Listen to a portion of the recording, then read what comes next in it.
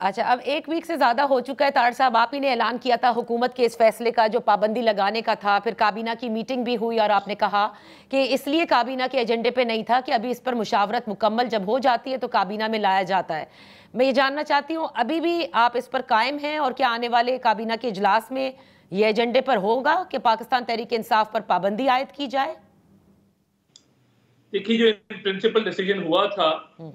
जिसका बाज़ाब्ता ऐलान मैंने किया, वो प्रिंसिपल डिसीजन हो चुका और प्रिंसिपल डिसीजन के बाद हतमी मराहिल में उसको जाने के लिए मुशावरत का अमल है, कानूनी जो एक प्रॉपर एक प्रोसेस है, कानूनी मुशावरत है, कानूनी माहिरीन के साथ बैठना है, वो तमाम चीज़ें उसका हिस्सा हैं। तो वो ऑब्वियसली अब उस पे तैयारी हो रही है और जैसी तैयारी मुकम्मल होगी तो वो उस पे कोई ना कोई अगले लाहे अमल का ऐलान किया जाएगा और हतमी जो फैसला है उसका ऐलान करेंगे बाकायदा तौर पे। लेकिन सर, आप ये समझते हैं कि इतना जवाज़ और इतने शवाहिद मौजूद हैं कि सुप्रीम कोर्ट को आप कायल कर लेंगे? जी, मैं तो समझता हूँ कि शवाहिद और सबूत मौजूद हैं हुँ।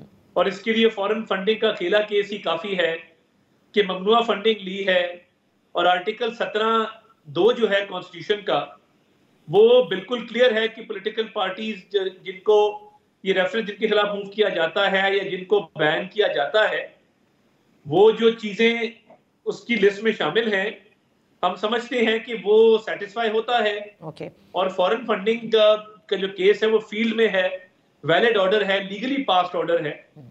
तो मेरा ख्याल है काफ़ी शवाहिद मौजूद है।